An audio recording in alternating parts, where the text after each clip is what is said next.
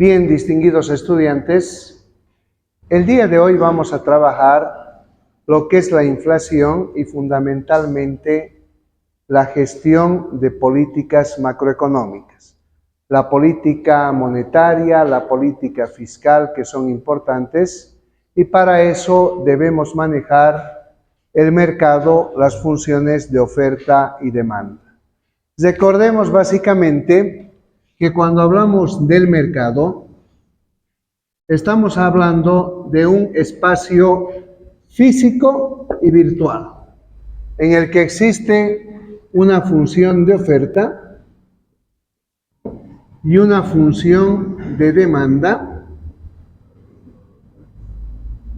Esta función de oferta, si quieren en términos generales, va a ser igual a alfa más beta de X, donde el valor de beta o pendiente, primera derivada, va a ser mayor que 0. Y la pregunta es, ¿por qué es mayor que 0? Porque desde la óptica del vendedor, del productor, se sobreentiende que a medida que se produce más, se justifica mayor producción porque vamos a tener mayor nivel de ingreso, porque el precio va a subir, esa es la lógica. Y el precio va a estar acá. Y la cantidad en el eje horizontal. En el otro caso, de la óptica del consumidor, vamos a decir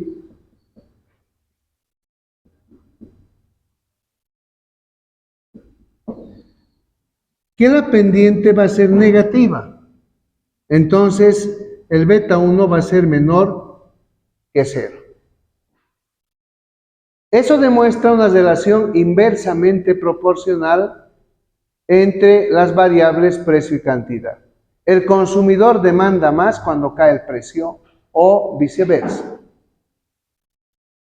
Acá tenemos un punto de transacción en el mercado. Oferentes y demandantes se ponen de acuerdo para hacer la transacción. ¿Y el acuerdo de qué depende?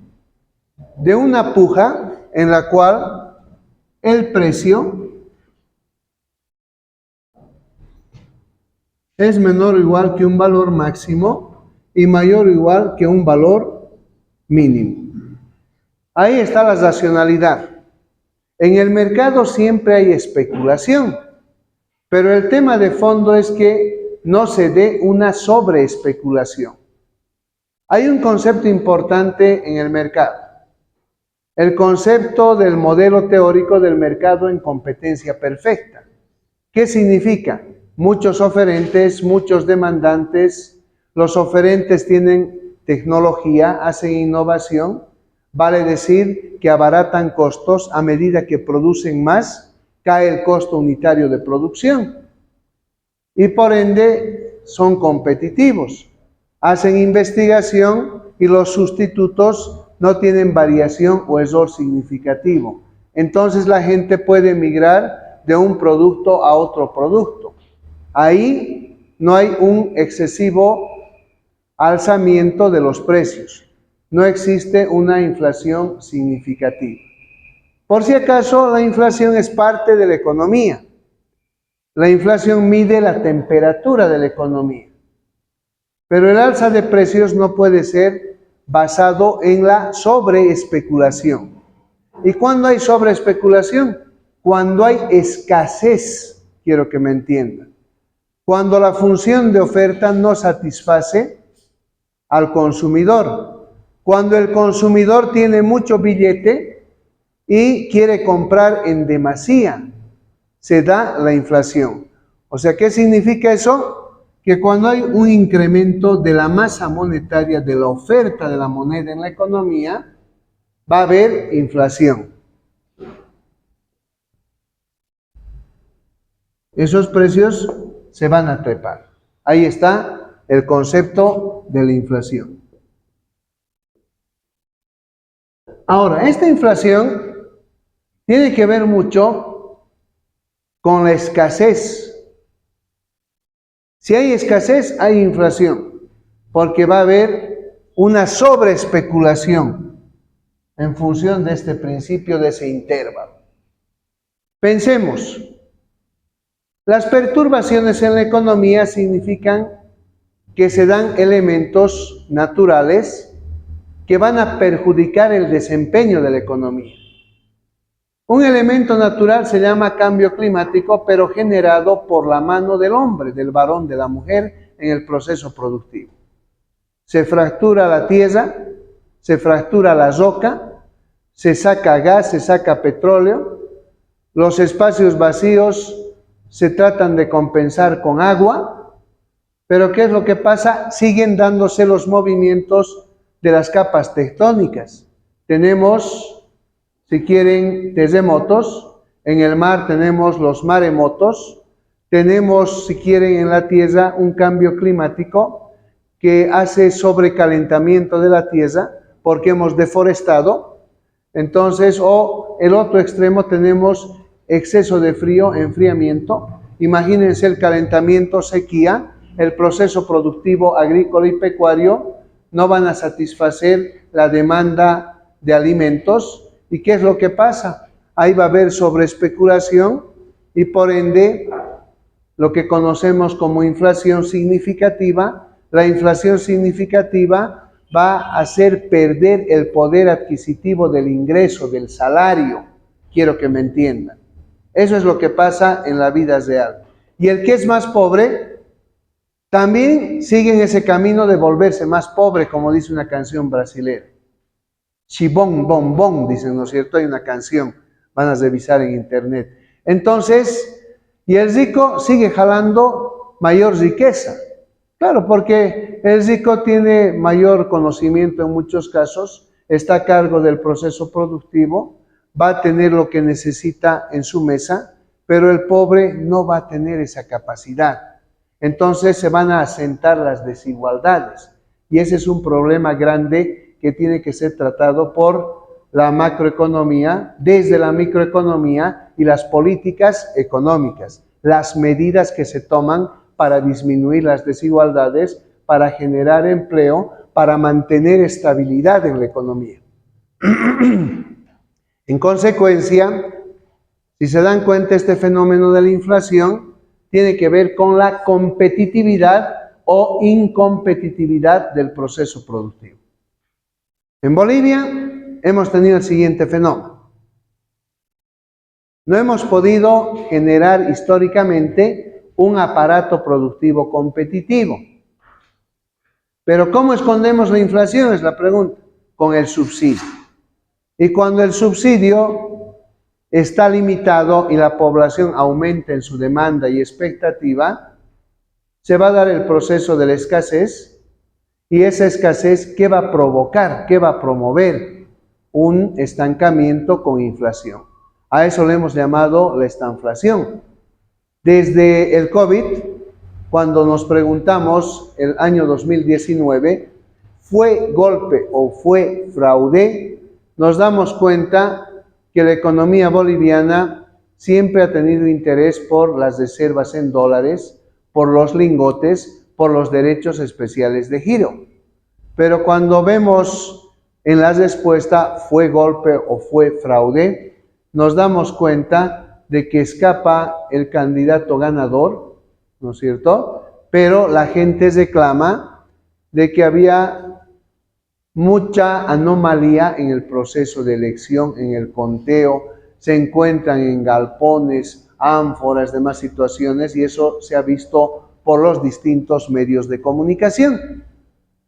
¿Y cómo se escapa el candidato ganador, que era el presidente de Bolivia? Con muchas maletas, y ahí se van evaporando las reservas internacionales netas. Entonces, ¿de qué nos damos cuenta? Que la economía boliviana no había sido tan bolivianizada en el entendido de que nuestro dinero tenga respaldo porque tenemos un aparato productivo competente. Esta es y va a seguir siendo por muchos años una economía dolarizada. Entonces, ¿qué es lo que ha pasado?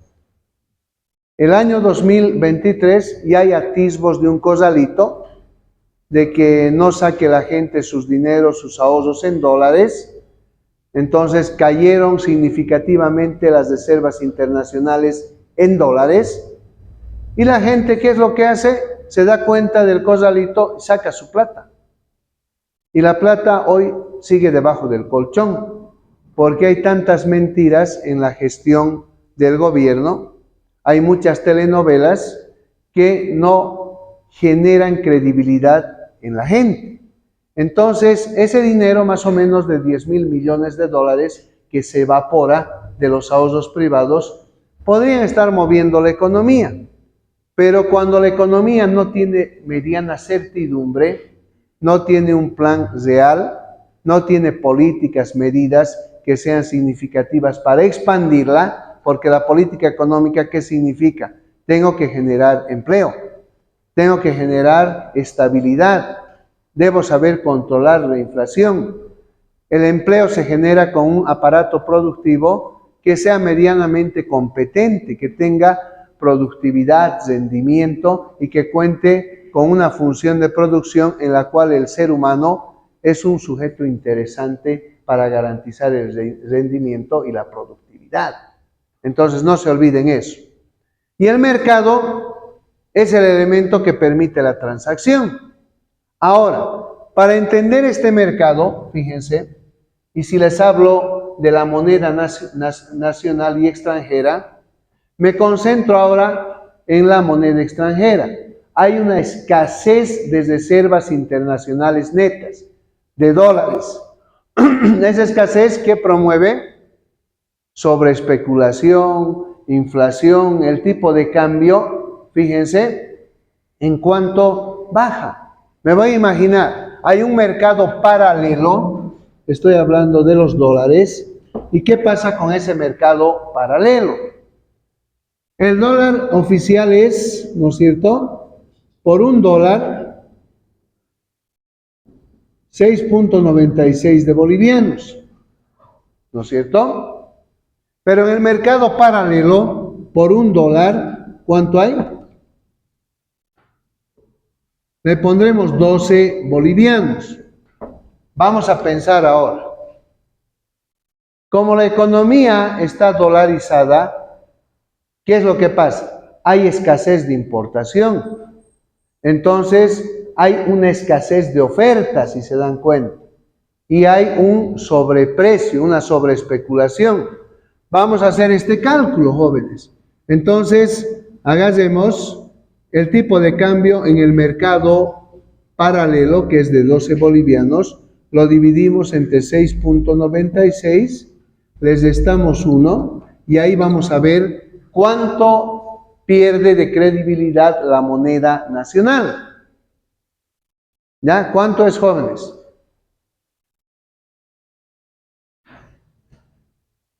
12 entre 6.96, les restan la unidad, así practican,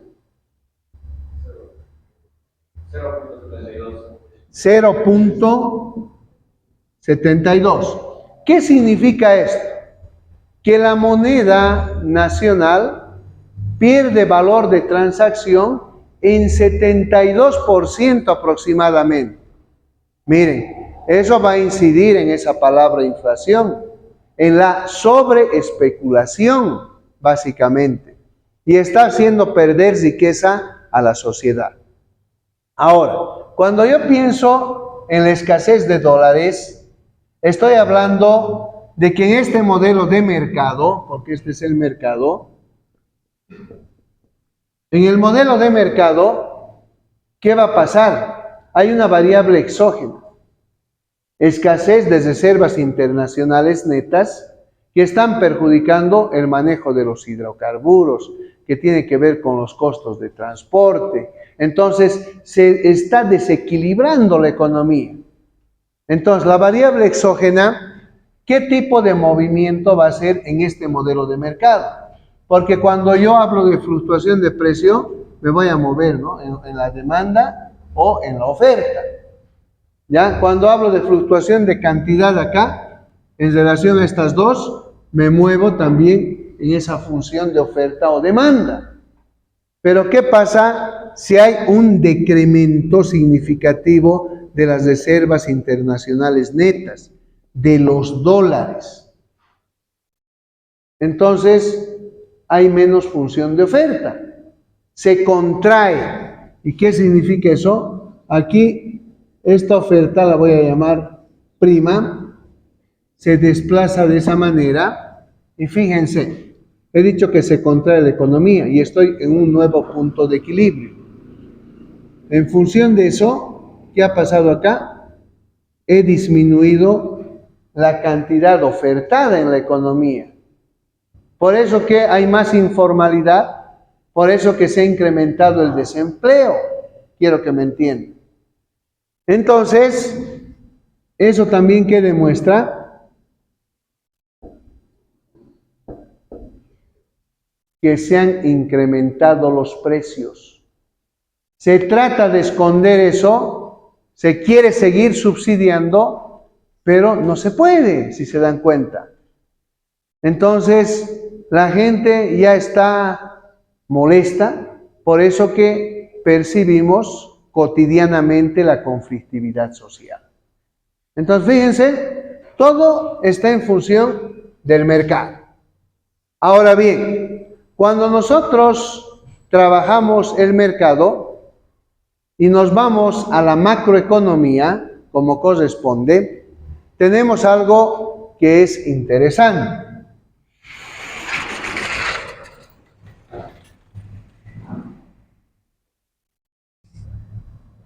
El PIB lo enfocamos, si se dan cuenta, desde la óptica de la salida, que es más interesante, como el consumo familiar más el consumo empresarial, que se llama inversión, más el gasto gubernamental, más la diferencia entre exportaciones e importaciones.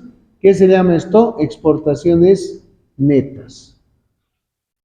Seguimos con esa relación. Sabemos que esto también se llama ingreso. Y ese ingreso también depende de la masa por la velocidad. También significa precio por cantidad, si se dan cuenta. Pero también significa manejo de la función de Kapf-Douglas, ¿no es cierto? ¿Y qué implica todo eso? Que tiene que haber un desempeño tecnológico en la economía que sea mayor que cero. Tiene que haber una composición de mano de obra en el mercado laboral que tenga una elasticidad alfa. Tiene que haber el capital, la formación bruta de capital para el proceso, que también tiene una elasticidad.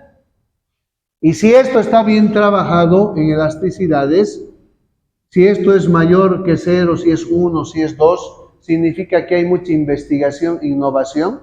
Ahí está el tema de las universidades, de su rol, de resolver los problemas de economía y en general de gestionar el desarrollo.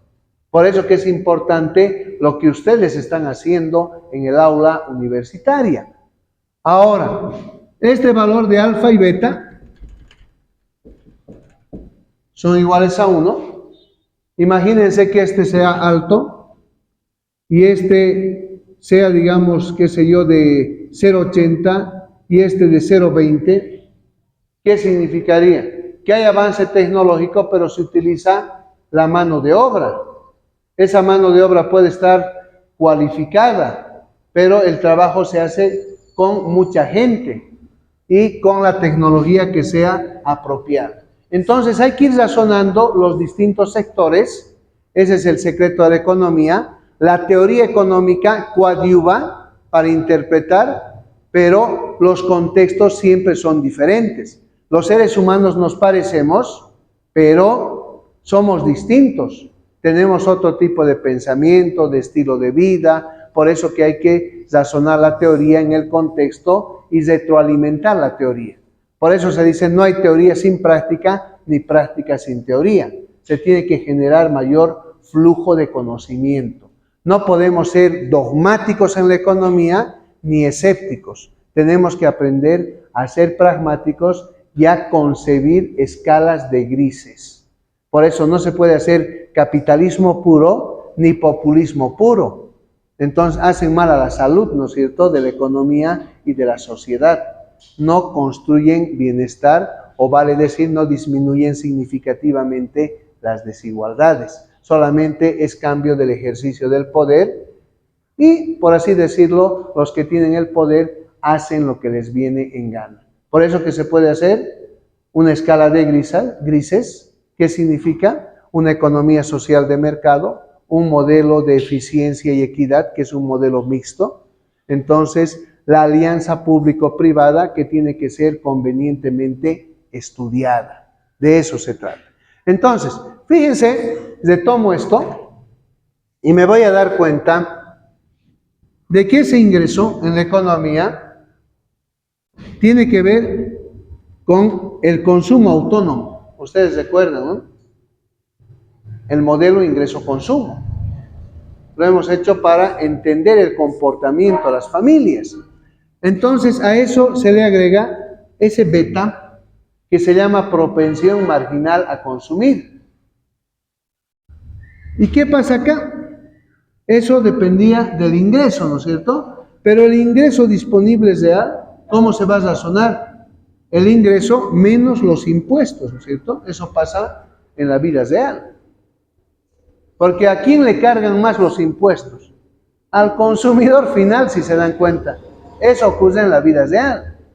Entonces, acá la inversión siempre va a tener un componente autónomo, un punto de partida, ¿no es cierto? Nivel de ingreso, pero va a haber un nivel de inversión, nivel de ingreso cero, inversión de tantas unidades monetarias, ¿no es cierto? La contabilidad nacional no es tan perfecta. La realidad manda y determina esos elementos. ¿Y acá qué vamos a tener? El inversor siempre referencia una elasticidad, una preferencia de inversión en concordancia a la tasa de interés. Claro, lo hemos dicho. Ahorro, inversión, ¿correcto? Desde el modelo ingreso-consumo que lo hemos razonado. Entonces, hay más inversión cuando cae la tasa de interés o viceversa. Pero por otro lado, fíjense, si sigo razonando, tengo el gasto y tengo el saldo en el comercio exterior. Esta función, ¿saben qué se llama? Ahorro-inversión. Función ahorro-inversión. La IS con siglas, si quieren, en inglés. ¿Ya? Entonces, si yo tengo, si se dan cuenta, el ahorro-inversión va a ser la demanda global de la economía. ¿Ya? Esa es la demanda global en la macroeconomía. Entonces, fíjense bien, voy a dibujar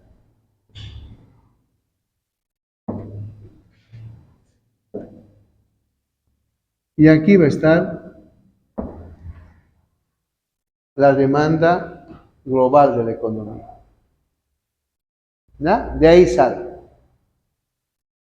Ahora, tiene que haber una oferta en la economía. Y la oferta en la economía se llama liquidez monetaria. Esa se llama LM. ¿De dónde sale? En una economía hay una oferta de dinero. Por eso les decía, la sangre de la economía es el dinero, ¿correcto? Y esa se relaciona con el precio. Y esa relación, ¿a qué va a ser igual? A L1 más L2. Le vamos a poner. Hay dos componentes en el mercado monetario. esa oferta asociada a esa demanda, si se dan cuenta, para consolidar la LM, nos demuestra que siempre va a haber una elasticidad, la puedo llamar K, que dependa del ingreso de la economía. Y esa va a mantener una proporcionalidad directa. A mayor ingreso, crece esta elasticidad. ¿Correcto? Ahora bien, ¿por qué va a crecer? Pues la masa monetaria, si se dan cuenta. Pero por el otro lado, este otro componente, el L2, tiene que ver con este pedacito. Y principalmente con tomar esa proporcionalidad inversa para la inversión. Entonces, aquí estamos. La preferencia por la inversión, la elasticidad, ¿no es cierto?, vinculada a la tasa de interés. Entonces, esta función se llama la LM y es creciente.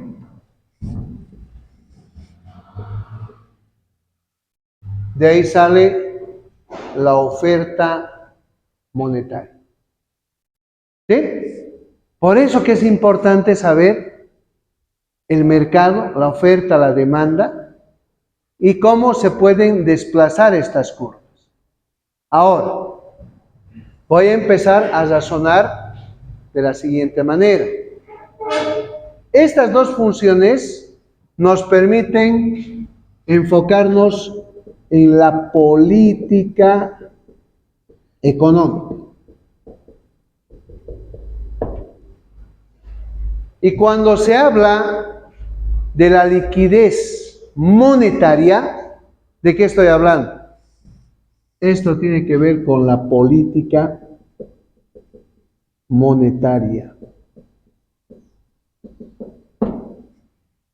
Y cuando hablo del ahorro e inversión, esto tiene que ver con la política fiscal. ¿Ya estamos de acuerdo? Ahora, la política económica, quiero que me entiendan, puede ser expansiva y puede ser contractiva. ¿Ya? Expansiva, contractiva. ¿Estamos de acuerdo? Entonces, quiero hacer crecer el ingreso, estoy hablando de una política expansiva. Puede ser monetaria, puede ser fiscal, puede ser combinada. ¿Cuándo es contractiva? Cuando yo quiero reordenar la economía, jóvenes, les planteo lo siguiente para comprender mejor. Si el país está desordenado, tengo que darle mediano orden en la economía. Si una economía como la norteamericana, les coloco este ejemplo, tiene desorden, tiene inflación después del COVID, significa que han metido mucho billete a la sociedad norteamericana. Pero ¿qué hago para reordenarla? En el corto plazo, primero pienso. Estos modelos se van a trabajar en el corto plazo, en el año, ¿ya? Y en el año para mover el PIB, para consolidar una meta financiera, un número de PIB que sea creciente, voy a decir. Lo que hago es razonar por trimestres, por cuatrimestres. Estoy planificando, no estoy improvisando. Tengo que ser certero en mi planificación. No voy a aplicar el método halcón. ¿Qué significa eso? Al conchazo, a la suerte. No es así. Por eso les decía, importante, indispensable es la planificación. Entonces, jóvenes, fíjense esto. Voy a aplicar una política monetaria expansiva, ¿ya? ¿De qué manera? voy a incrementar la masa monetaria. ¿Qué significa eso? Que va a caer la tasa de interés. Si cae la tasa de interés y hay buena planificación, hay buenas condiciones, buena reglamentación, voy a encauzar crecimiento económico. Pero tiene que haber toda una estantería planificada. Por decir, vamos a aumentar la masa monetaria en la economía en el año para que después de haber estudiado los emprendimientos de ustedes jóvenes, les demos viabilidad en su mercado porque tenemos relaciones internacionales con otros países que nos van a cobrar arancel cero por lo que exportemos. Entonces, esa es una maravilla, es una gran noticia. Les van a dar el apoyo técnico, les van a apoyar para sacar el producto con el menor riesgo posible a ese mercado extranjero y va a funcionar, ¿no es cierto? Ustedes van a hacer crecer el emprendimiento en el tiempo va a ser una gran empresa, va a ser una gran corporación. Pero tiene que haber de por medio planificación. Sin planificación no hay nada. Seguimos en el desastre. Entonces, esa va a ser la lógica. Ahora, esta política económica puede ser contractiva, ¿ya? ¿Para qué? Lo que les decía César, para ordenar la economía. Mi economía está desordenada, está con mucha inflación, como la economía norteamericana que les estaba manifestando. Entonces, ¿qué hay que hacer? Hay que aumentar la tasa de interés. O sea, ¿para qué? Para que con el acompañamiento de bonos de tesoro pueda captar más recursos del exterior y del interior de la economía, saco de circulación el dinero y a la gente le estoy induciendo a planificar, a tener retorno. Y con esa plata que estoy haciendo como Estado, estoy dinamizando la inversión productiva, estoy generando fuentes de trabajo, estoy estabilizando mi economía, estoy disminuyendo las desigualdades, estamos enfocando el manejo de lo que es la equidad generacional, estamos dando oportunidades. ¿Estamos de acuerdo? Bien, entonces, ¿esto qué implica? Subida de la tasa de interés.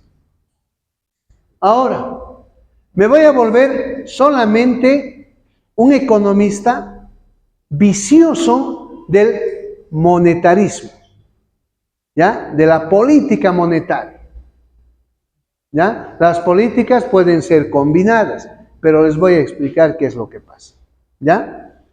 En algún caso en la vida, fíjense bien, estoy en esta posición, ¿ya? Aquí está el punto de equilibrio,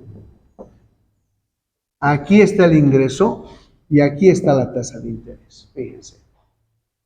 El precio del dinero, ¿no es cierto? Ahora, eso se llama equilibrio simultáneo. Hemos analizado todos los distintos mercados, ¿no? Y están confluyendo acá. Entonces, acá tengo un ingreso de equilibrio. Me voy a imaginar que son $1.000 millones. ¿Estamos de acuerdo? Estoy partiendo de ese punto de equilibrio en relación al año anterior. Sigo calculando mi PIB tiene que crecer, esa es la lógica de la economía. Pero el crecimiento tiene que ser planificado. Ahora bien, estoy con esta tasa de interés referencial. ¿Estamos de acuerdo? Entonces, voy a hacer lo siguiente. Voy a aplicar que en la economía tengo inflación. Mi economía también está estancada. Tengo estanflación. ¿Estamos de acuerdo? Tengo que reordenar. No puedo quedar mal, porque si no me sacan, me quitan el poder. ¿Qué voy a hacer entonces? Voy a aplicar una subida de las tasas de interés. ¿Qué estoy haciendo? Una política contractiva. ¿Se dan cuenta? Para reorganizarme, como les decía. Entonces, estoy trabajando en el año, aquí tengo E',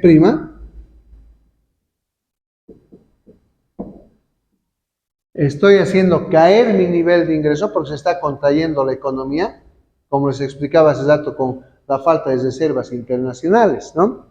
Entonces, ¿qué va a pasar acá, jóvenes? La tasa de interés ha subido. ¿Listo? ¿Para qué he hecho eso? Para encaminar mi inversión planificada. ¿Ya? Primer momento, fíjense, estoy parado aquí. ¿Ya? Estoy parándome en este punto, fíjense. Estoy dando un pasito atrás. ¿De acuerdo? Ahora, en el año, tengo que dar 2 pasos adelante. Ya me están comprendiendo. Pero en función de la planificación, estoy hablando en ese corto plazo, tengo que ser exquisito, dinámico. La gente, los actores, los agentes económicos tienen que cumplir sus roles. Entonces, ¿qué hacemos acá, jóvenes? Estoy en este punto y después voy a aplicar la política expansiva. Aumento la masa monetaria, porque he captado, fíjense, la economía norteamericana que hace, capta dinero del exterior, capta dinero interno, reorganiza el manejo del dinero, ¿no es cierto?, a través de los bonos y ¡boom!, ataca la inversión, la formación bruta de capital, sabe qué producir, para quién producir, cómo producir, con quiénes producir, dónde y cuándo producir, pero en el corto plazo que le permite planificar la sostenibilidad o el largo plazo. Entonces, ¿qué es lo que pasa? Aplico la política, si quieren, expansiva. Me he venido acá, ahora voy a utilizar otro color. Entonces, a partir de esto, ¿yo qué hago? Meto más billete. El M2 le voy a llamar. Fíjense. ¿Dónde estoy ahora ubicado? Política expansiva. El nuevo punto de equilibrio es ese. ¿Qué ha pasado, jóvenes? Estaba aquí. Entonces, aquí voy a referenciar esto. Y por ahí acá ya tengo 1.500 millones de dólares para terminar la gestión. O sea, ha funcionado. ¿Sí? Solamente les estoy mostrando primero lo monetario. Primero he contraído para ordenar, un paso atrás y después doy 2 pasos adelante. ¿Se dan cuenta? Pero con mucha planificación, con gente competente, con función de producción exquisita. Entonces, ¿qué ha pasado acá, jóvenes? Aquí he hecho caer la tasa de interés. O sea, se vuelve interesante la situación. Hemos trabajado una política monetaria contractiva y después expansiva, si se dan cuenta. Entonces, el contexto, los actores, sus intereses, me ayudan a definir qué tipo de política voy a realizar. Acá estoy haciendo por elementos objetivamente prácticos, solamente la política monetaria en un primer momento. Una pausita. Bien, ahora vamos a trabajar la política fiscal. Nuevamente nos ubicamos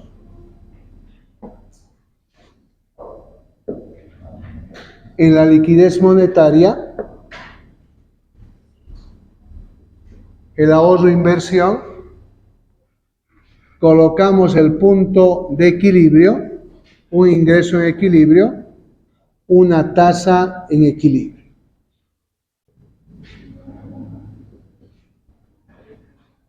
Y el supuesto sigue siendo que existe inflación, estancamiento en la economía. ¿Qué podemos hacer desde la política fiscal? Pero estamos practicando. Ya les había dicho, lo óptimo es combinar aceptar la escala de grises, ¿no es cierto? Pero a modo de ejercitar, vamos a trabajar lo siguiente, jóvenes. Voy a hablar de la política fiscal expansiva y contractiva. ¿Cuándo se da una política fiscal expansiva? Cuando se incrementa el gasto gubernamental o hay un decremento de los impuestos. ¿Ya? Quiero que me entiendan. Si incrementa el gasto gubernamental, esta se va a desplazar a la derecha, la IES. Con esa estamos jugando. Si disminuye los impuestos, la gente va a tener más efectivo y también esta se va a desplazar hacia la derecha. Ya esa es la posibilidad. Ahora, ¿cuándo es contractiva? Entonces vamos a pensar, esta política fiscal va a ser contractiva cuando se incrementen los impuestos y cuando se disminuya el gasto gubernamental. Estamos en inflación, estoy asumiendo ese aspecto.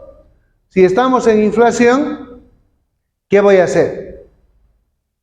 A ver, ¿qué puedo hacer? Estoy en estanflación. Una primera movida, un pasito hacia atrás, ¿cuál podría ser? Están escondiendo los dólares en la economía. ¿Qué podría ser? A ver, pónganse a pensar. ¿Qué hago?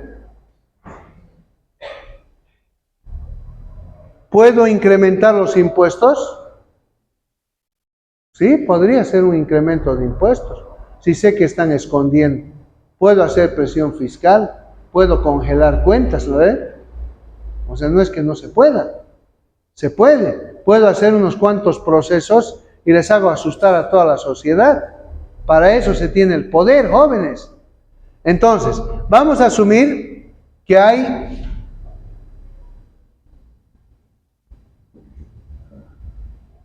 un incremento en los impuestos. ¿Ya? Estoy chantajeando. Ahora me entienden, ¿no? Entonces, ¿qué va a pasar? Si aquí yo tenía 1.000 millones, estamos jugando con esa cifra, entonces, aquí por ahí la tasa de interés, no sé, era del 2%. ¿Ya? Es un ejemplo nada más. Ahora, ¿qué estaría pasando en este contexto? Tuviera un nuevo punto de equilibrio. ¿Qué ha pasado acá? El ingreso ha caído coyunturalmente. Y también, ¿qué ha pasado acá?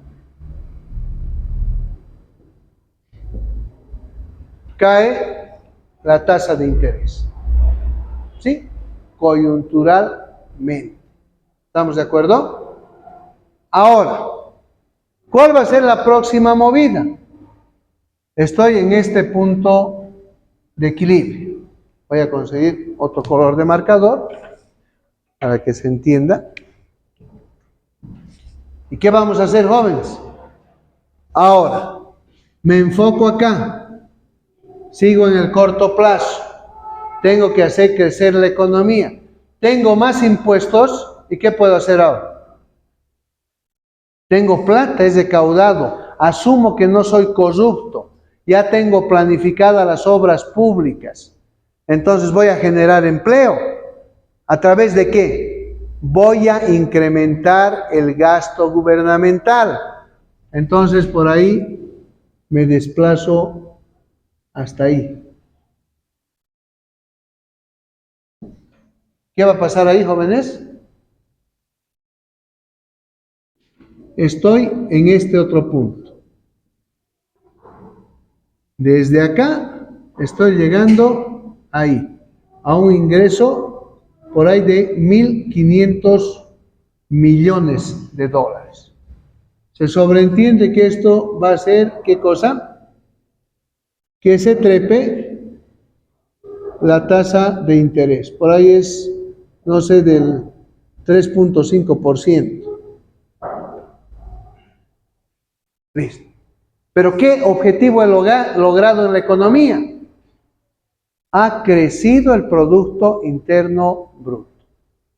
Conclusión, jóvenes, que para aplicar medidas económicas debemos tener información, debemos testear la economía constantemente. Por eso que el crecimiento del PIB, dicen por trimestre, por cuatrimestre, para hacer los ajustes de política monetaria, de política fiscal, que son importantes. En consecuencia, nosotros queremos crecer en la economía, tiene que haber compromiso de los agentes económicos. Los agentes económicos tienen que cumplir sus roles y fundamentalmente lo que se tiene que hacer es una perspectiva de economía planificada. Si no hay planificación, si hay exceso de improvisación, difícil tener resultados en la economía. No se olviden que la economía funciona en concordancia a una palabra mágica que se llama inversión. Y la inversión tiene que ser estudiar. ¿Qué producir? ¿Para quién producir? ¿Cómo producir? ¿Con quiénes producir? ¿Cuándo? ¿Cómo? No sé, ya hemos dicho el cómo. ¿Dónde producir? Que es importantísimo.